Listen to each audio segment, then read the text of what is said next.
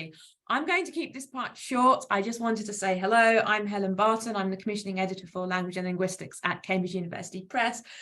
I'm very proud to welcome you all to today's webinar about Purrieties of language, how we talk about cats online. This is a book that that Edith proposed to me, I guess, 2 or 3 years ago now. She came to me with a book proposal, and I think it's fair to say that by absolute luck and fate, she came to exactly the right editor, because I am a massive crazy cat lady myself. I have 3 cats of my own, Leo, Daisy and Simba, who would love to be here, I'm sure, but unfortunately I'm at a conference in Germany right now, so my cats are at home. But I was so excited to be able to take on this book, because it combines 2 of my passions, linguistics, well, 3 of my passions, I guess, linguistics and cats and publishing. So I was super excited to work on this book. As you know, it's full of so many cat examples and cat pictures that everyone's very, very kindly donated. And it's got lots of examples in it, and it basically talks about how we talk about cats online, but it also functions as a kind of an introduction to linguistics, and each subfield of linguistics is introduced through the medium of cat data. It's had a lot of interest. I think I've been to several conferences, and so many people have come up to me on the book displays and said, oh, look at this book, it's amazing, I love cats. And it seems that so many linguists also love cats, so we're hoping that means the book's going to be a great success. So anyway, so welcome to everybody, and I will now hand over to our panelists, Jennifer, Katja and Susan, as well as obviously Edith, the author, who are all going to give some fun presentations about cats and cat language, and hopefully we can have a good and fun discussion from here. So it's Sue is going next, is she? Or is Edith going to talk a little bit first? No, I think Sue would like to go first, so okay. I'll hand over to Sue, and then we just thought, Jennifer and Katja, I don't know. We are certainly not having a cat fight about it. No cat fight is over. He's going with it. All right, well, thank you very much, Sue, and over to you. Just a moment. Do I have sharing permissions here? Yeah, you should be able to share your screen. You should be able to. Yeah. All right, hold on. Don't let me down. If this works properly this time. All right. This is screen. Wait, does it share? Yes, I can see it. Wonderful. All right, you can see this? All right. So I wanted to go first, just because I'm so excited about this book, I have to say. I'll tell you a little bit why in just a moment. But I do think this is a perfect match of research and cats. And so about me, I'm a professor in actually communication and information science, and I study online communication. But I also have tons of cats. I have 12 cats. Well, no way. They are 5 of them at the vet right now, so only the others will maybe show up. We'll see what happens.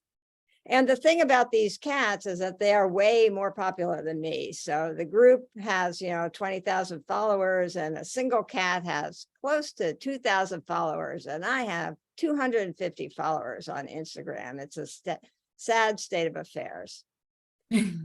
So when we first started on Instagram, this was 2017, this was my first post. I got 3 cats, and I wrote, best buds, Bo, Taffy, and Tigger. Well, this is wrong, totally wrong. This is not how you write on Instagram, right? We didn't know anything about it. But then here's a more recent post with a more appropriate sort of caption that says, happy Friday, dear friends. Miami got us a new toy box, but we say it's a perfect, I should say, Friday night box party spot.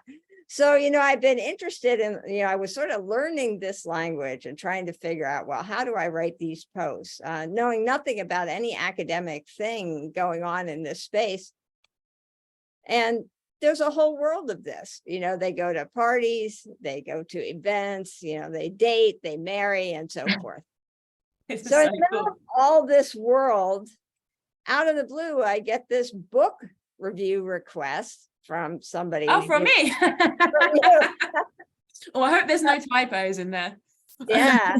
Well, I took out the initial name of the book, but I get this book request and I'm like, this is amazing. This is going to be really amazing. So I was excited. I think I probably responded in 1 second because I never was asked to review anything related to my interest in cats. And so, you know, that has been exciting to see different drafts of this over the years. You know, cats and linguistics, what could be better? So we have everything about cats online, everything you would want to know. I tried to take pictures of the different chapters. I just love all the different Oh, and topics. you've got your cat reading the book as well. That's so cool. He's busy reading. There's everything about it. And there's all sorts of data about how the cats are going to speak, you know, the different ways that, you know, people use Purrieties versus, you know, varieties or whatever, this type of thing. And we have this whole language of cats, and it's all there in this one book.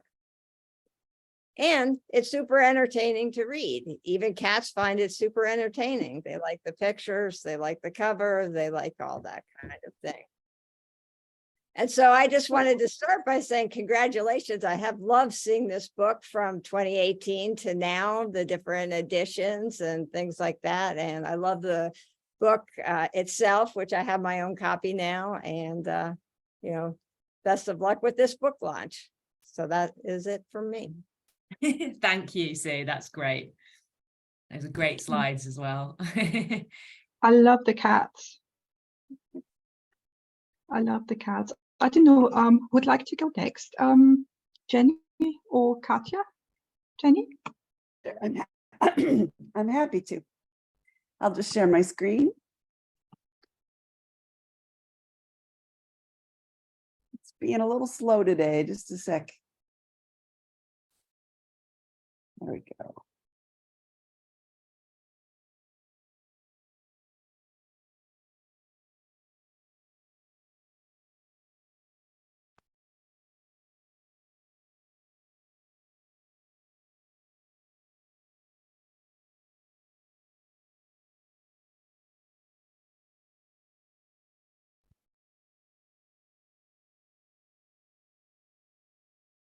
Can everyone see that? It just says at the moment. Oh yes, it's Wow, right. yeah. It's coming up. Yeah, I think it's just a bit slow, like you say. Excellent. All right. Well, thank you very much to CUP and to AIDIT, of course, for including me in this event. I want to keep things short, so I'll cut right to the chase. I'm a big fan of this book. I first got to know AIDIT on Twitter, and we chatted quite a bit about the book as it took shape. I remember clearly back when it was just an idea, because like Sue, I was also one of the original reviewers, and I read lots and lots of versions of it over the years. But it was an idea that I thought had a lot of promise. And it's been a real delight to watch it grow and change from that original idea to something that we can all now hold in our hands and enjoy and even learn from. So I should be clear that I'm saying this first and foremost as a fellow linguist, of course, but also as a fellow cat lover, and as a little side thing, also as one of the lucky cat owners whose pets got to be included in the book. So if you've got a copy of the book right there, you can turn it to page 183 and see one of my favorite pictures of my own pair of moggies, Pico and wow. PG Tippy Tips. And look at that amazing view they have as well. That's our living room. They're hanging out on the windowsill with our city behind them. So, of course, when this sort of thing happens, things can get pretty meta once the book is actually published. So here we have Tippy enjoying my lap while I read the book, looking at the page where her picture is. So I told her she was on that page, but and tried to show her, but she wasn't terribly impressed. Right? What do you even know? Cats. Yeah. She's got that typical unimpressed cat look. And then we got Pico hearing the same message.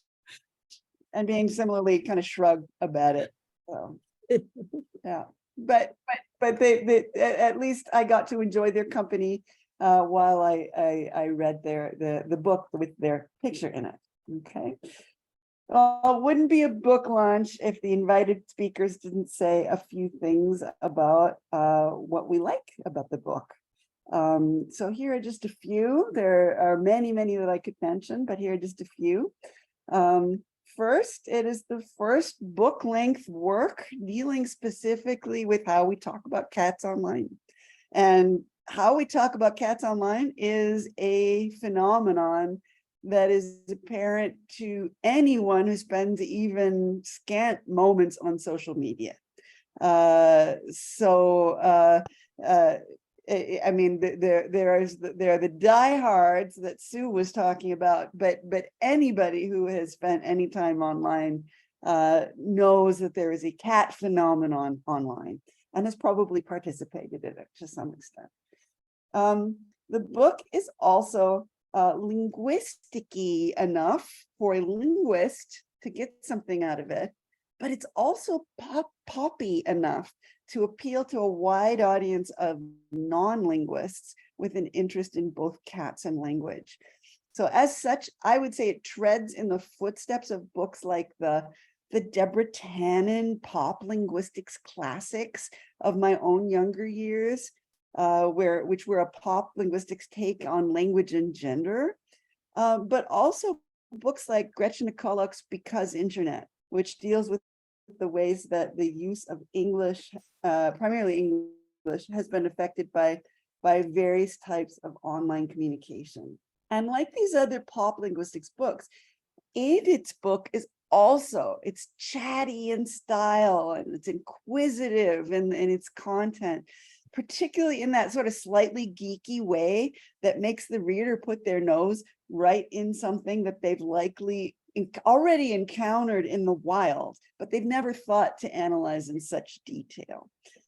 And then next, I wanted to say that the main focus is obviously on the various primarily English-speaking communities of people who talk about cats online. But for me, as a speaker of many other languages and a researcher who primarily focuses on German and Dutch, I really enjoy the international aspects of it as well. And some of my favorite examples in the book, in fact, come from either German or Russian. And then finally, each chapter of Edith's book can be traced back to different fields of linguistics. And these fields of linguistics exist separately from the phenomenon of cats and cat-related communities. And there are people who are experts in each and every one of them. So we have phonetics in cats, discourse analysis in cats, dialectology in cats, language attitude research in cats, et cetera, et cetera. And that makes it really unique within the pop linguistics genre because it serves not only as an introduction to the book's specific subjects, which is about cats, and how we talk about cats, but also as an introduction into linguistics itself. And I can imagine young people, undergraduate students, but even people younger than that, such as high school students with an interest in language and cats, reading this and then going on to do more linguistics afterwards as a result of it. It's been really fun also after the book has been published to watch the reaction to the book online. I'm going to call that audience participation to keep in the theme. So here, for example, we've got another one of the panelists whose cat also got to be featured in the book, showing the book to her cat and talking about it on Twitter. I'm sure we've got people joining us today from Twitter, so that's great. In any case, in this tweet, our fellow panelist's cat Jin is represented as saying, "I'm in a book," and that's kind of a perfect example of a human speaking as a cat, as her cat, as Edith discussed at great length in the book. And then in a different form of audience participation over on Mastodon, Maybe we have a couple people join us from Mastodon. I hope so. In this post from Mastodon, we've got someone suggesting that rather than the term used in the book, meowlogism, by analogy with neologism, right? The term for this phenomenon should instead have been felinism. And this is a budding linguist, if you ask me. So coining their own terms, presenting them as candidates for adoption, you know. And then finally, we've got several of the commenters on Edith's own Instagram account participating by reacting to an announcement about the book with their own meowlogisms. So I'm sure we've got some people joining us today from Instagram too. So on Edith's point, a post about her book, there are two commenters who say "concats" on the book instead of "congrats" on the book, and then "congratulations," right? So in context, what I notice is that nobody in this community of users that Edith has put together has a comments on the fact that they're using neologisms. It's just a sort of a normal part of speech, and it's part of the fabric of the community. And so on that note, I will just join in with Cat Rescue YouTube channel and Instagram account Tiny Kittens in saying thank you, or should it be thank you, to Edith for writing such a wonderful, wonderful book and including all of us in the celebration of that book today. Thank you. That's great, Jenny. Thank you. So Actually, we over to you have, Katja now? sorry, Katja, yeah. And just let me come in with one thing. Actually, they're both forms exist. You have thank you and thank you. You've got both. Okay. Okay. All right, should I like take over, or you like Helen wanted to say something? No, I was just thanking Jennifer and saying over to you, Katja. That was it. All right. That's my All little right. segue. That's it. I'm gonna try and share my screen. I'm also hailing from Germany, from the very same conference that Helen is also at. So I'm here connected via EduRoam, via Wi-Fi. So I apologize for any hiccups because the Wi-Fi here is not the most stable. So wait a second. You should now be able to see my screen. Yes, all right, great. So since I'm not at home, I'm also not joined by my two cats, one of which you can see here. So I can not hold them like into the camera. So I thought I would bring them along. So this is the lovely Curie, but her full name, of course, because she's a Maine Coon, she has a really elaborate name. Her name is Lady Indian of Flaming Moon. So here she is. And we also have, wait a second, no, it's not, there she is. And there's this very skeptical young lady you have already seen, that is Jin. Jin always looks like she needs at least 3 cups of coffee. So that's why we get along so well. Now, these two are my trusted research and teaching assistants for linguistics. And I know at least Edith has known that I've been a fan of the book since I first heard of the idea, because I was really excited. I'm a linguist and I have cats, so what's not to like about this book, right? You've heard that today already. So I was really excited when I first got my hands on a copy of the book, first a digital one, but now I also have a physical one, thanks to Edith. And I could evaluate the contents, which I did together with my cats. But since they are not here, I consulted them beforehand, so I'm now going to give you our joint evaluation of the book. When most things came from Jen, because she's a little more talkative, and I'm going to tell you what she liked most about the book, other than being in herself. It's on page 64 if you want to check it out, what Jennifer already told you. Now, since she's a cat, Edith, I have to say the best thing about the book she told me was that it came in a box. So you sent the book to us in the box. That was really great. And then she also likes to sit on it. It's really good. So you produced a book that it's really great to sit on. Both cats really like to do it. 10 of 10, really good. And they were not so much into the linguistic stuff. So that is then maybe my part. I think it's a really great pass-on introduction to all the important topics that were already mentioned. It has all the parts of linguistics, mostly I think social linguistics, but me as an empirical linguist, I like this really great introduction to empirical data collection and analysis. So I have to say my favorite chapter actually is the catalog of parsonyms and also the stats with cats.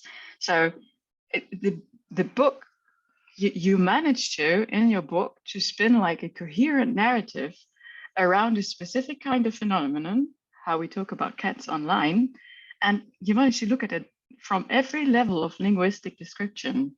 And in my favorite chapters, for example, in the catalog of parsonyms, it's text analysis via keywords. And how we usually teach this topic in linguistics is we usually give like political speeches, right? You have two opposing parties, and then you analyze their speeches via keyword analysis. And then you see that, of course, the right-wing parties use other keywords than the left-wing parties. All right, now that's quite tangible. But now I can teach it with your data, with your book, and I can compare how people talk about cats with the keywords in different social media platforms, which is really cool because in my experience, students not only like cats, they do not like empirical data analysis that much. So that might help actually now. But they like social media. They always want to do something with social media, and now that might help them do this. And I think this book is very great for teaching because at each beginning of each chapter, you included a concept list. So concepts used in this chapter, which is really helpful for me as a lecturer if I want to choose a mandatory reading for my classes, because I can check, like in the stats of cats chapter, there's frequencies, there's data analysis. It makes it so much easier for me. And then also the glossary and the further reading, which is ideal for students if they want to check something for themselves or read more. So I would say it's ideal for in-class use, in addition to or in class use, in addition to traditional introductory books. So you see, Katja and I actually agree on this book. We really like it for different reasons though, but we all really like it. So there's this conclusion that we all had. It's Paul, yeah, it's a really cool book. And it's now on the syllabus, actually. I'm going to teach statistics for linguistics next winter term, and I'm going to include the Stats with Cats chapter. And my students will have to do something like this. And I'm really excited to do it. So thank you for giving me that opportunity. Thank you, Katja. And I have to say, Katja contributed with some of the meow themes.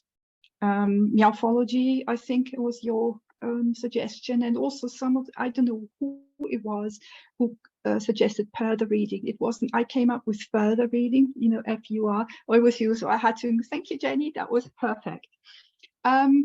Okay, so I just want to share my screen with you. I hope I can do that because I'm normally such a technical genius. Can you see my screen? Not yet. Not yet. Okay, then I haven't done it correctly. Oh yeah. Now you should be able to see it. Yeah, I think so. Good. First of all, let me say welcome, and I think it's wonderful of you to join me, and thanks to the panelists who were so immediately said yes, we want to do that. And also Helen, who said to me, who was on board with the book from day one, which I really found very, very reassuring because that's my very first book, and so it was really a good experience from day one. And of course, because today's the 8th of August, I wish you a happy International Cat Day. The cats don't mind because for them every day is an International Cat Day, but anyway. So let me go on. Let me just see and click. Yeah. I'm really a technical genius. I'm sorry about that. Oh, yes. So how did I start? For me, I was in the cat world. I started in 2012 with a cat. I opened, first of all, a Facebook account for my cat and then an Instagram account. And then I thought, okay, hang on, there's so much going on. And what if I treated the whole kind of language data that is out there as if it was like a real variety, hence Purrieties, of language, like a proper dialect, like a proper language variety. And this is what I actually did. And how I did, usually you do when you do some research is you do a literature review. You look at things, okay, what has been done before, what can you use? And I just simply was looking for the keyword cat. And so this is how I actually started with the whole thing. So I looked at cat, for example. Basically, that's on the next slide.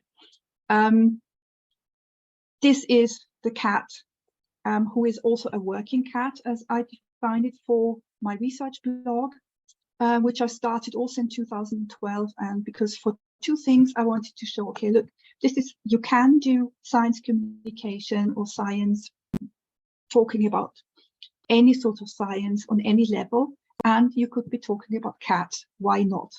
Everybody was laughing about this, but which just spurred me on. Okay, I'm going to show you. This is what you can do. Mooley sadly died in 2019, so she didn't, but she's actually the research inspiration, because like Sue, when I was online, I really realized that there is a whole new world out there, that people use language, a different sort of language, and this is accommodation theory, you just accommodate your own speech towards it.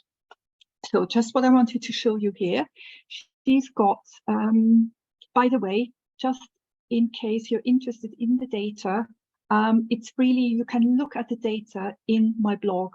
You can download all sort of the Excel files if you want to. And here I've got a special thing where it says spokescat Mooley. So she is the spokescat for the whole thing. But what I wanted to show you here is, this is an example of, I have taken on the cat identity, which is something that you do when you have a cat account, or you can do if you have a cat account.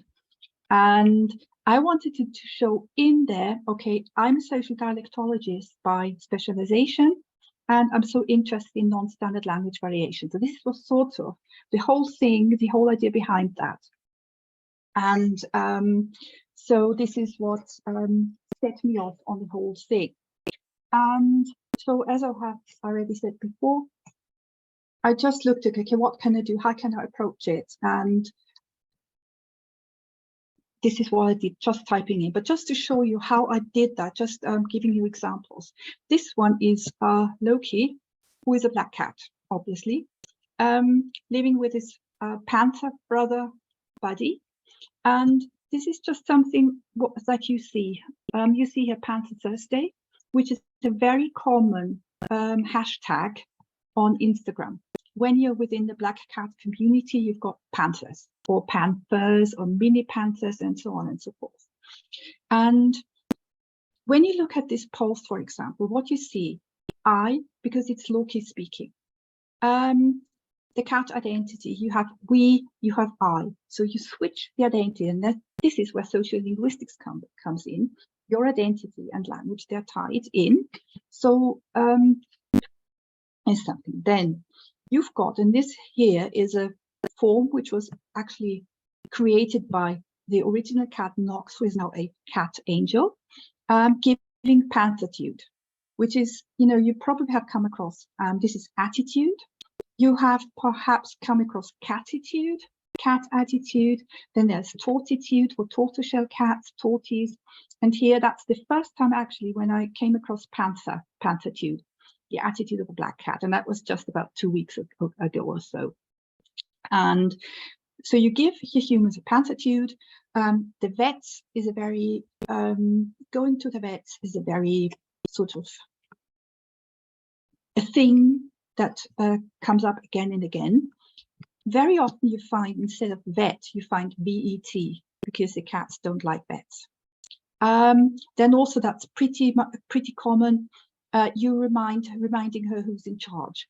So the cats are in charge. I mean, these are the things that come across, and these are the things that I collected. So I collect and see, okay, where and how can I put it in? How can I describe that? Just like dialectologists would do, phonetics, lexicology, syntax, morphology, and all of that. And then also, and this is a new thing, with computer-mediated communication, because what you've got here is you communicate with pictures, you can have emoji, you have the hashtags, you've got all that sort of thing. So this is how you communicate. And because also because it's about two cats, I classified this as an individual cat account, because some classification, I thought some classification was needed. So this is one example. This is Instagram, and my friends on Instagram, we all started off with black cats because Mully was a black cat, and I just love black cats. Black cats, by the way, are also called voids. You know, staring into the void. It's a black cat. So moving on, this is something when I put together, I wanted to show you very recent examples, and this is one actually from today, which was posted by the Albertina Museum of Vienna today. And this is something that I found out that when it's official institutions, they tend to use meowlogisms to give postings at the cat-like feel. And they start off with Meowdy, and then Happy International Cat Day to all of you. They use a lot of emoji, and they have the perfect day. And then, so I don't know if you can see the furries greetings. So this is also something that you can analyze. And the other thing is the Albertina is in Vienna, so it's German speaking. Meowlogisms are international. So it's not just, as Jenny was pointing out before, I try to look at it internationally because I also know a few languages and I try to include that as well. Meowlogism in English is the lingua franca, of course, of the cat world, but you have lots of different kinds of things. Oh, and here one, Dailey fluff, cats are fluffy, sometimes called floof, floofy. So you find that. And as I was already saying, I'm a social dialectologist by trade. So this is what I did. I collected different kinds of words, and then I analyze them, and then I produce a sort of dictionary. This is what I do. So this is an example of Instagram. Here, this is something of Twitter, which is something I found today. This one, here you can see what technology offers you, that what we can do. This is Ollie, who is also featured in the book, and Ollie's owner contributed with catalog pseudonyms. That's his idea, actually. And also to show you what is going on in the cat world is there are events, and it's all about community spirit. So Ollie's owner posts things like these, like welcome to my all-you-can-eat breakfast buffet, and all kind souls are welcome. And then you give sort of you order your stuff, and then Ollie brings it to you, blah blah blah. So here Nacho is a friend of Ollie's, and Nacho is using, this is what I noticed on Twitter, the different kind of cat speak. I first of all, because I was before actually was looking into that, I thought it was lol speak because it's similar. It's like, you know, the kind of children speak. But when you look at it more clearly, then it's not, it's a different, there are some differences which are also analyzed in the book. So I tend to call this cat idiolect, or in that case, natural speak, which Nacho is very happy about. And this is all about the small stories that we do. So you can look at the narrative elements of this. We can look at the image. Again, this is something that I did. This is a little, actually you can sing it. This is a take on raindrops keep falling on my head. this is about donuts, because cats eat, cats sleep, and so on and so forth. Cats snoozle on the job, which means they sleep on the job. And it's about mama, and it's about this and that. So this is again something that I noticed and where I found all the material from. Then I've got another example from YouTube. This is also something that I found today. And what I wanted to show you here is, okay, the meowlogisms and the morphology that also works in other languages. I found, well, this is what I found today. Tagesmeow is a feline take on Tagesschau, which is a news program. And when they're talking about news, which is something that I did find. Cat news are news. It's about food and eating. And what we've got here is the video. So again, this goes into the, when we analyze it into multimodality, we have speech, we have writing, we have the visuals and all of that. So the cat things, they all give you, you can find examples for everything. And this is what I wanted to do in the book. Now, sorry, I didn't want to do that. And I just wanted to thank you very much, or thank you very much. I can have questions, so if you have any questions for me, please feel free to ask. And thank you. So I'm just trying to unshare my screen again. Okay.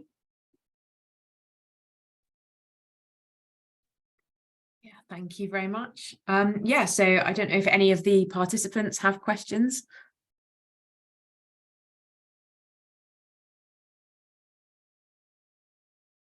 Well, I have a question, not about the book, but maybe about what you think about this. So in my research, we're really interested in machine translation and how people use that to understand, posts and things across language. And what do you think happens to like Instagram automatic translation when we have all these meowlogisms in there? Can it handle it? And I'm not sure. I haven't tried it out. ChatGTP knows what meowlogisms are because students of mine have looked for them. So ChatGTP knows what they are. Because they are pretty common in, say, or in advertising, for example, anything cat-related advertising, or in books, meowlogisms are used. On Twitter, they can't handle anything like natural speak or cheddar speak or Ollie speak. They can't handle that because they come up with, like Ollie's owners said or wrote, oh, no, the translator thinks it's Indonesian or whatever. So not yet. But the like perfect those things it can handle. again, yeah, I think. fun. And do you know that ChatGTP, there's also the equivalent, there's a cat GTP out there translating or sort of creating cat things. Ooh, there's another cat. Is that Pico or is that TP? Pico, okay. What page was your account on? What page did you say to look at? I started off on Facebook with Mulli Katzenberger, but I'm no longer on Facebook. I shut that account when Mulli went over the Rainbow Bridge. And I changed the Instagram account to something in her memory, because my two other cats, they're not on social media. But Mulli Katzenberger, what I found was that was also like a revelation. There's so many other cats who have got Facebook pages, who've got Facebook accounts. That was like amazing or amusing. And I only befriended black cats. Yeah. No, but this is how I started. And then I went on Instagram. So it was Facebook first. That was way back in 2012. So I was a late starter with Facebook, also with Instagram, but and then Twitter. And when did you start your account with the? Are you asking me? Yes, I'm asking you, Susan. Yeah, my Instagram account I started in 2017. So yeah, and they also have Twitter and all the others, but I really like Instagram. And what was the other? What were the others? The other panelists have accounts that are in here. I'm just interested in finding the pages now that I have the book. I don't have an account, but I just have a picture of my cats in there. It's on page 183. Oh, all right. Yeah. Oh, yeah. Great. Thanks.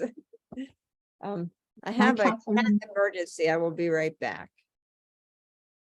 Oh, okay. No, my cats are also in there. Wicht is in the room. Let me just check if we can get him.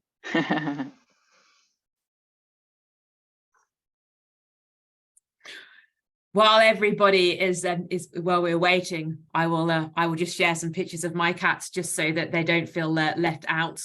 If I share my screen, I've just got that's Simba. He's 11 years old. He's my oldest cat, and he's these are just examples of stories I shared on Instagram. Simba says no because he's kind of grumpy. And then this is Daisy is the black and white one, and Leo is the orange one. They were my 2 lockdown kittens, so they're 3 years old now. Daisy is a real princess, and her relationship with me is completely on her terms. And Leo is very, very affectionate, like a little puppy dog, but not very intelligent. So that's my 3 cats, just so that they didn't feel left out. Anyway, I will now hand you back over. Hang on a second, I need to work out how to unshare my screen now. This is when I'm not not much of a technical genius either. So I will just, nope, that's not right. Okay, stop share. I've got it. There we are. This, by the way, is Wicht, who is a co-author actually, because he was walking over the keyboard when I wrote as he's doing now, when I was writing the chapter on participatory. I think it was participatory. It was I can't remember now, but it was a chapter on when I was talking about technology and how technology shapes the way, or can shape, or shapes communication as well. And when and I was writing about technological constraints, the keyboard and so on and so forth. And this is where Wicht really went over the keyboard. And this is, I was like, okay, how can I use this? I want to leave it in. And I have to say, I'm really thankful to the reviewers, to Helen, that I could leave all the stupid things that I came across, that I could leave them in. And what I wanted to say is, this is also how I did that. I read in Gretchen McCulloch's book on the key smash. And this is what I want to show. Okay, how can I use that? It was done by a cat, and she showed in her book, okay, key smash by human is different to when a cat walks over the keyboard. So I tried to include that as well. And then I said, okay,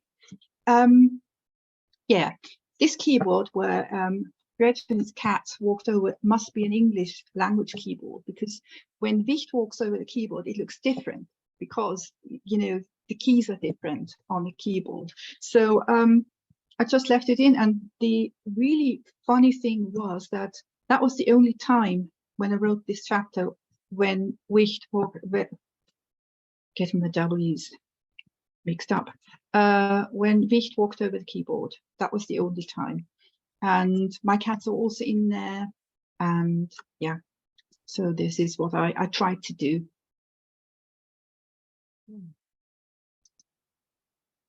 So can I ask you a question? I'm interested in what you're doing next. Like, are you going to follow this up with more cats research, or moving to a totally different? Dogs, for instance, they're still dogs. This is what people have asked me. I don't know yet. What I'm trying to think about is I want to go into the direction of sort of digital humanities and try to see, okay, document things that are on there, including more languages, non-Western languages perhaps, which I don't speak. So also creating something where people can share in, really doing something like crowdsourcing as a sort of as a collection tool in dialectology. So this is something that I'm thinking about, or perhaps going into direction of media, because cats are in the media. It's very, very interesting. You've got a cat and it makes the news straight away. And I have not found out the reason for why that is. Likewise, I haven't found out a reason for why cats love cardboard boxes. No idea. This is something that I wanted to find out, but I haven't found anything out yet. But this is something I'm still thinking about, where I could go next, because I love the whole thing with the cats and everything. So I want to continue with that. I'm still looking out for things, and also perhaps go more into sort of the blogosphere, because there's like Meow Love and there's like these news portals. Oh gosh, there's a cat. Yeah. I love cats, obviously, and this is what I want to do. So I'm thinking about how I could do that better. And yes, this is also something that I wanted to show, is because I worked on that as an independent researcher without institutional support. So I did that in my spare time, kind of, and also using materials, using sort of software that was freely available. And also you can do so much. And this is also something that I wanted to show, that you can do so much. You don't need a lot of money to do that. It's just, you need some time, of course, you need some sort of passion, and you can do it. And yeah, and I just have to wait for the next idea to hit me. Wait for the cats. All right. Any other questions or comments? Or? Actually, yes, I would like, if we don't have a chat question. I think we don't, do we? No. Yeah, no question. All right. I mean, Edith, I've already asked you questions. We had an interview with each other, so I'm not going to ask these questions again, but I think you can read it on the Cambridge University Press site, or where can you find the interview? So maybe that would be nice to share. I don't know. It's I have to ask Ilana whether she has already published it or not. That's okay. University. I don't know yet exactly. I don't know whether she's published it yet. Okay. But I was wondering, in the last chapter, you actually collected data yourself by conducting a questionnaire of people. So you asked people about their attitudes towards cat accounts and cat language. And I was really surprised by the fact that people who had cat accounts also disliked cat language, like the variety, that they were annoyed, like, I hate it when people assume that they talk like cats, because cats don't talk. Why would they? I remember reading this chapter, and you had this question. I said, what do you think about how cats talk online, or something like that? And people said, well, they don't. They just are cats. So I wanted to ask you about your reaction and your thoughts to these stances toward cat language. This is where I think objectivity should come in as a researcher, the non-bias, because of course my gut reaction would have been, oh no, of course they talk, and this is what we do, and you've got to love it, and you know, you want everybody to have your own opinion, more or less. But then objectivity and the non-bias kicks in and said, okay, yes, other people have different opinions, and if they don't like to use a certain variety of language, then they don't. And this is also something that happens in real life as well. You know, you like accents, you don't like accents. You've got certain prejudice for, you know, with certain accents. And this is that. So you just describe it. And I try to describe it. Look, there's a whole variety of opinions out there, just like in real life towards real sort of proper, you know, not proper, but to other accents and other dialects. So this is like that. I mean, not all people do use cat-inspired language, I have to say, and meologisms, people don't mind them. They really find them funny, but it's with the, you know, like natural speak, for example, when they say, oh, that's too childish, or this is not, you know, then, but the thing is, you don't use it then. You don't have to use it. And the cat communities or the spaces, they're very inclusive, they're very friendly, and, you know, they don't mind if you don't use the same sort of language, you know, it's not a problem at all. But yes, you try to be unbiased. This is what also I try to teach my students. Of course, you will always find something to back up your own opinion, but you've got to see it from all sides. And so this is very, very important to include everything, because not everybody's got the same view as we have. And you know, but on the whole, I was really surprised because I did qualitative interviews because I'm more a qualitative person. I don't really do statistics. So what you said, okay, the chapter on stats with cats is something that you're going to use. I found that really hard in the beginning because I'm not a math person.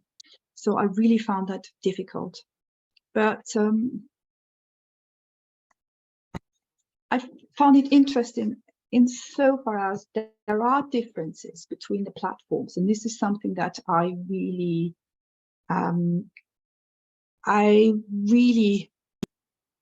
found very interesting. And I had the gut feeling that there were differences, but the data backs it up. So I'm happy about that as well. Could have been otherwise, but yeah, but I've got off track now. But yeah, people have different views on language, and that's also very important to see. And different attitudes, catitudes, so to say. I think actually it's really a good example of good sociolinguistics that you show that different opinions exist, and that you don't, that you're not biased in what answers you show. Yeah. There's actually there is a book, Stats with Cats, so you could combine these two books. So this is what I was saying. Cats, I typed in the keyword when I did the literature search. I looked for cats. And it's interesting that you find cats everywhere, because the book Cats with Stats, I think, is really a book about statistics. But I also found a cat related quote in a book on an introduction to social linguistics, which is not about cats at all. But there was this example, okay, when it's about French and Breton. It's Breton with a dog, but French with a cat, because the French is more elegant than the cat, than the dog. And so there are things in there. Or there's also another book, a very, very, not a book, but a journal article on computer-mediated language, where they analyzed Facebook postings. I think it was on a Facebook page. And there were cats in there as well, because they were looking at a cat-related page and the comments and everything. And it said, in the quote itself, okay, cat pictures, you get much more reply, you get a lot more replies with cats, a lot more interaction when you have a cat picture, for example. So this is what I saw. But I used, I was really looking for cats, and you find them, and this is really amazing that you find them, and you can be, you know, that was very, very interesting. I think there is a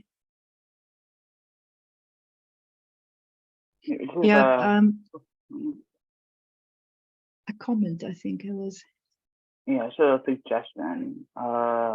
Kate Bird writes linguistics books on themes such as food with Mulder and plants and flowers, and Dan Jarobsky has written The Language of Food. Excellent read. So that's a comment from Karen Brackland. Which is true. I'm also fascinated, by the way, by swear words. But I thought it was a bit too much to write about swear words, but this is good about linguistics. I mean, there's so much out there, and you can do so much original research as well on various levels, I have to say. And this is a good thing.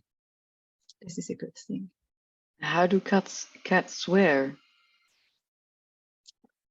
I think. I don't know if cats swear. Do you have any swear meow themes? I don't. In real I life, don't cats think- swear by hissing and growling. Yeah, I know. Yeah, I know. and biting That's what we and call yeah. it. It's like, don't swear at me. Yeah, I mean, Yeah. if a cat comes into our garden, like one of the neighbors' cats, and one Yeah. of my cats gets upset about it, and they, you get that kind of with the tail going really big and all that and everything, and you have the back arches, and it's, and yeah, I know that what that would translate to in English. Yeah, but in writing, right? I know what my Yeah. cat does when she's upset. I did find, it's not swear word, but I found something like holy hairballs. Yeah. This is what Nacho uses, Yeah. for example. I like his Nacho's use of holy hairballs. But I don't think, I would have to look and check whether they really use, well, they hiss probably, and they, Yeah, they could like write his and then an yeah, they do asterisk do or hiss, something like that. hiss, Yeah, okay. yeah. And I think they do something like that. I can't think of an example offhand. I would have to check my data, but I think hiss would be one of them, or claws, getting your claws into something. I think it could be one. But apart from that, because cats usually live a good life on social media, they have their parties, they have their sun puddles, and they have their cardboard boxes, and so on and so forth. And they hate the VAT. Sorry, not the VAT, the VET. They hate the vet. That's what they do. But not really. Not really. They don't. They live a good life, and it's such a good feel community out there, which is a good thing. Which is why people enjoy it. Which is why people love looking at cats. And this is also something that I didn't quite find a sort of solution, not solution, but find an answer to. Why do people love cats so much? I mean, biology says, okay, because, their facial features, they are like infants, and when they meow, the frequency is similar to that of a child or a small baby, and they've got those huge eyes and everything, and they are soft and cuddly. But still, I mean, other animals are cuddly too. By the way, one of my favorite social media animals is a hamster, who sort of works for the Edible Cats Club as a security officer, because they have these, and they have the little hat on, and the little hamster wears sunglasses. And Cutie Pie looks so cute, and he's one of my favorite accounts to follow on Twitter, for example. And I just love the way people play around with it, because it's nice. And also something that's a very nice feature of those online communities, the compassion that is shown. Sort of, your animal is sick or your animal sort of dies, people show compassion, and this is really nice, I find. And that's good. But Right. Well, is there any other questions or comments? Just want to thank you all for attending. Really appreciate it. This is, as I said before, this is being recorded, so it will be up on our YouTube channel. Ideally before the end of the month. It really depends on the schedule. But yeah, thank you. Yeah, thank you everybody for coming. Thank you again, Edith, for thank you producing such a fantastic book, and to our panelists, and also thank you so much, Paris, for doing all the coordination and the technical side of things, which is really, really appreciated as well. And have a great rest of your day, everybody. Thank you. Take care. You too. Thank you.